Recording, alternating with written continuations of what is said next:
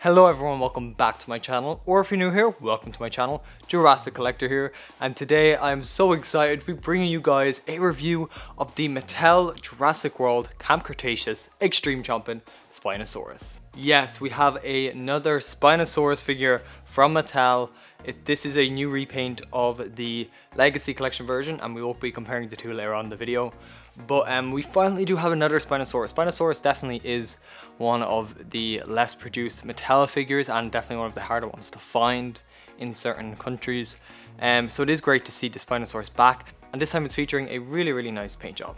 So I did get this from Smith's here in Ireland. It was $29.99, and it has been out in Smith's in the UK for actually probably well over a month by now, almost 2 months I'd say, but it only came here to Ireland like a week ago, which is really strange, and it is starting to show up in Target in the US. Now it is not a Target exclusive, it will be in Walmart and stuff like that too, it should be, but it is just been showing up in Target, and I have seen loads of people finding it this morning on Instagram and tagging me in their finds and stuff like that. So it's great to see that it looks like this version of the Spinosaurus is going to be readily available. So I am really excited to take a look at this figure. I love the Mattel Spinosaurus, and I just can't wait to get this figure out of the packaging. It looks great in the packaging though, and it is definitely a larger packaging than I thought it would be. So let's just take a close look at the packaging. So up here in the top left hand corner we have the Jurassic World Camp Cretaceous logo, and then down here we have a picture of the Spinosaurus showing the action feature. We can see it says Extreme Chompin Spinosaurus, and then we have Toro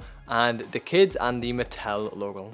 Then when we come up, we can see the steps to the camp lodge, and we can see the Netflix logo up in the top right hand corner. And then when we come across, we can just see that beautiful Camp Cretaceous packaging in the background. But yeah, overall the front of this packaging looks really cool, with the Spinosaurus against them kind of trees from Camp Cretaceous and camp itself.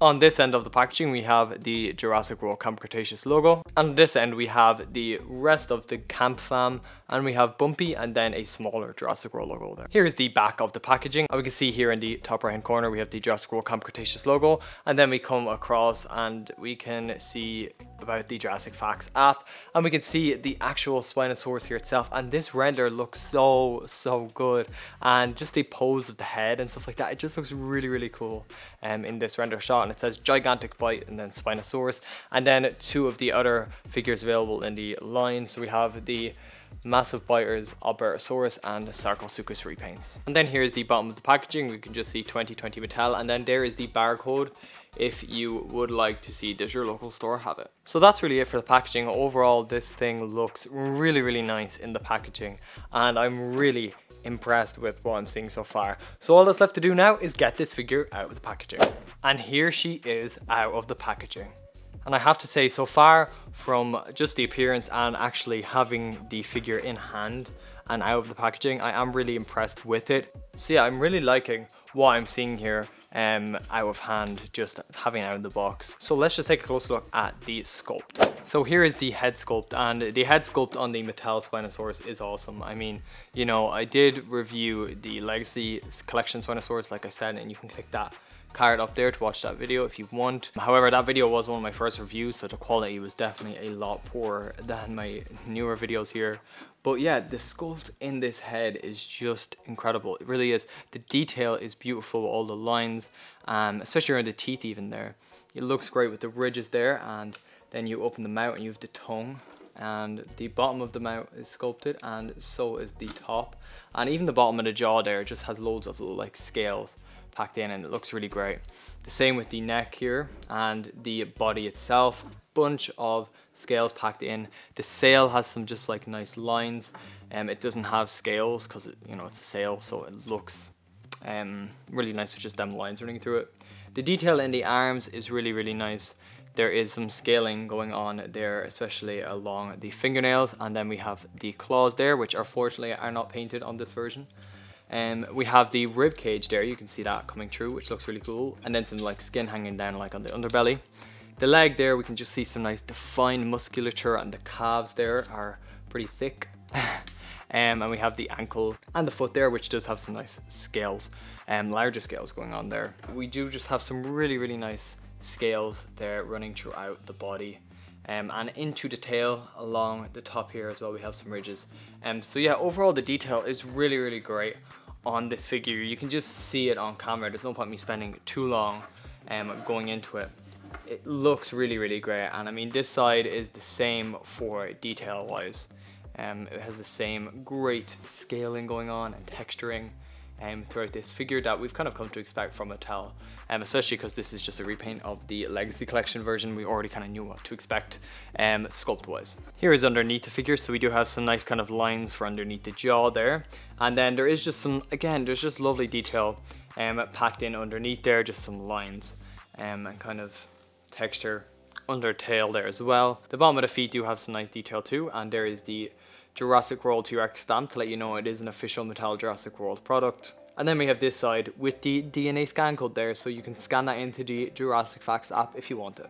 So now let's talk about the paint job, which is, the paint job on this is really, really nice. Some people think it looks like the Jurassic Park 3 Spinosaurus, more so than the Legacy version looks like the Jurassic Park 3 version. This paint scheme reminds me of kind of like the Camo Extreme Spinosaurus from Hasbro back in the Jurassic Park 3 days.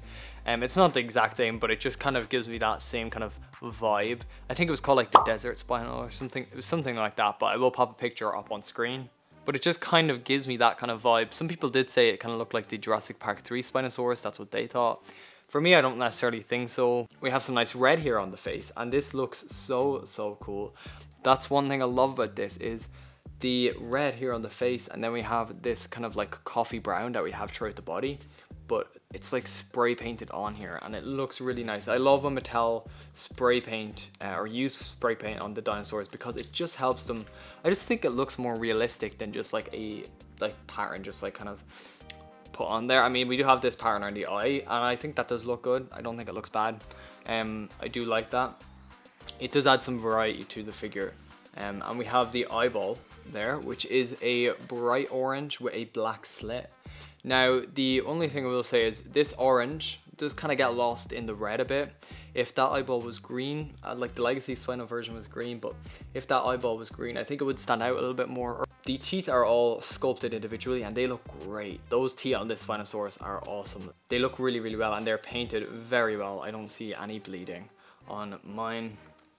The bottom jaw is sculpted in this kind of light cream color, and that is quite differentiated, the stark kind of difference there. But I think it kind of works on this figure, more so than maybe on some of the T-Rexes. It's very stark, whereas this, I guess it kind of works because it is similar to the pattern color up here. And then we do have this kind of stripe down here that runs along the spino, almost like the stripe on blue. And that stops about 3/4 of the way down the body. But that does look cool, and it does match the same color kind of up here. So that stripe is pretty nice. And then we have this kind of, it's like a dark coffee brown, I would say. That's probably the best way I can describe it. And that is spray painted on. The pattern kind of covers it around here, but you can see down here it is spray painted on. And that actually looks really nice as well. It does start at the kind of end of the head here, where the neck starts. And it does run up until about halfway down the tail, I would say there. So it is nice to see them putting some paint on the tail. But on the Legacy Spino, the paint was all the way down the tail. But at least there is some paint on the tail here, I guess. The sail is something I absolutely love on this. So we do have this kind of darker coffee brown here underneath. And then we have this pattern, the same kind of color pattern that was striped along the body. We do have that just like patterned, like splotched on there. And I really do like that. It looks really cool. And then we have the same red that is on the face here. We do have that spray painted on the tip kind of part of the sail there.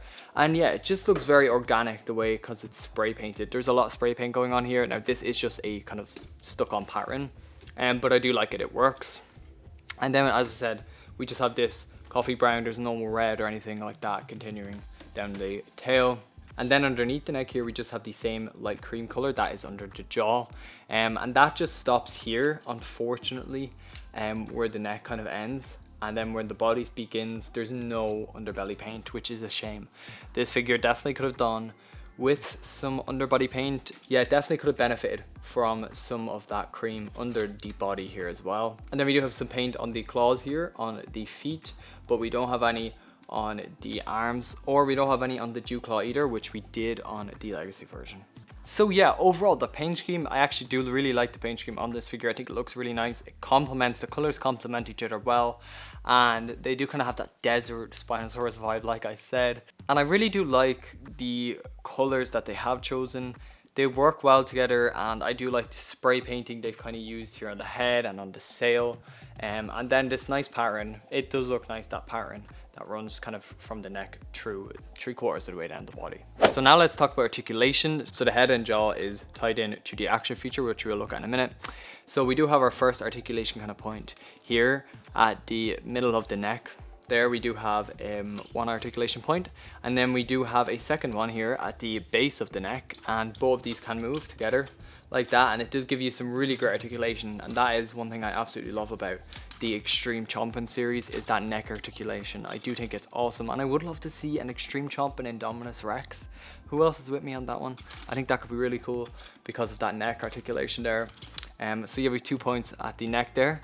The arms do move forward and backward there, and they are on a slight kind of pivot joint where they can move out slightly, but not a huge amount, as you can see. They do kind of move out. This one moves out more on the over on this right hand side there. You can see that does pivot out more than this arm does. The legs here can move 360 degrees, I'm pretty sure. I don't want to do it because I don't need to, but the legs move, both the legs, and they also both pivot in and out for stability, which is great. Both of the ankles do move on this figure as well, so it helps pose the figure more if you're trying to get it to stand out maybe outside for some photography or something. And the tail does move as well. It does move like up and just kind of moves 360 degrees like that. So that gives this figure a total of 9 points of articulation. So now let's take a look at the action feature. So it is the same action feature that we have on the Legacy version. So there is a button on the neck back there, as you can see, that pushes down. And when you push that button down, it is Extreme Chompin, so it opens its gigantic gut jaws and just chomps away like that. I would love to see maybe a electronic Spinosaurus in the future. I think that could be really cool.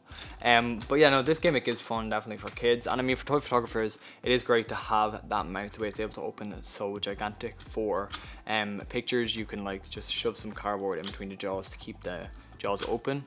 But yeah, so that is the Extreme Chompin gimmick. It's the same that we have in the Legacy version. So now it's time for some comparisons. Now I don't have Alan Grant on hand, he's off somewhere else in the house, so I don't have him on hand. But we do have Claire Deering here, and she is just standing here next to the Spinosaurus. Of course she's dwarfed by it because it is a large figure. Yeah, looks really, really cool. Again, obviously it's the same mold as the Legacy, it's just a repaint version. But yeah, looks really, really cool. Can't wait to get some pictures. So here's the Legacy, the Lost World Jumping Raptor next to the Spinosaurus. They do look pretty cool together. So here we have the Epic Roaring T-Rex and the Spinosaurus. So they are about the same height in the head when the Spinosaurus is posed with the head up kind of almost fully there. But then when you take a look at the bodies, you can see the Spinosaurus, it is obviously taller. Of course, it is going to be with the sail, but even at the body portion here, you can see this part of the body is up taller than the Epic Roaring, because the Epic Roaring is kind of slanted upward like that, so this part of the body is down lower. But I mean, yeah, the Spinosaurus is slightly taller. They are about the exact same size and length there. They're very, very similar. And then here we have the comparison that I know I've been waiting for. We have the Legacy Collection Extreme Chompin Spinosaurus from 2018. And then we have the brand new Camp Cretaceous Extreme Chompin Spinosaurus. Like I said earlier in the review, these are the exact same figures. This is just a new repaint of this figure. Now this figure is one of my favorite Mattel Jurassic World toys. It was just an incredible sculpt. I do love the paint job on this Legacy Collection version. It's so nice. I mean, just the details here in the neck, the circle airbrushing and the subtle airbrushing on the legs. The claws and the hands are painted. There is underbody paint here. The dew claw is even painted back here. The paint goes all the way down the tail underneath and on top there, as you can see. There's paint on the legs. Yeah, I mean, I do really like this version, but I also really, really like the new one. I mean, both of these are just really great figures, and especially this new one is great for people who weren't able to get their hands on this Legacy version. Oh no. These are definitely two good paint schemes. I like both of them a lot. Now, I don't think either one is exactly like the Jurassic Park 3. Some people said this new one looks more like it. But this is supposed to be the Jurassic Park 3 Spinosaurus, the legacy version. I think the Jurassic Park 3 Spino lands kind of somewhere in the middle. It's like a cross between the two of these, because this one's a bit too light and this one's a bit too dark, so it's like a mix between the two. I think they look really great though. They do look great together. So that is my review of the new Mattel Jurassic World Camp Cretaceous Extreme Chompin Spinosaurus. Overall, you guys, I'm really impressed with this figure. I really love the paint job. Like I said, I think it looks really great. Although it's not as maybe detailed as the Legacy Collection version was, with like some underbody paint and some paint on the claws, I do think overall it looks really good. And I think these paint colors work together. It has the great articulation that the Legacy version had, and it has the same extreme chomping feature again like the Legacy version had. So yeah, overall I highly recommend this figure. If you do see it on shelves, or if you're able to order it online, I would really recommend it. I think it's a great addition to your collection.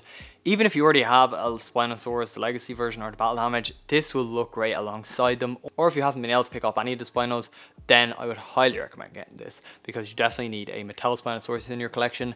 They look great, they scale great, the detail is impeccable, and the paint job on this one, again, I really love it. It's beautiful, the paint job on this figure. So thank you guys for watching. If you did enjoy, please make sure to hit the like button down below, and also subscribe if you haven't already. Thank you so much to everyone who has subscribed. I just hit 10,000 subscribers the other day, and I just wanted to say thank you. So if you haven't subscribed already, make sure to do so down below. So thank you so much for watching this video. Until next time, guys, see you in the next video. Peace out. Rawr.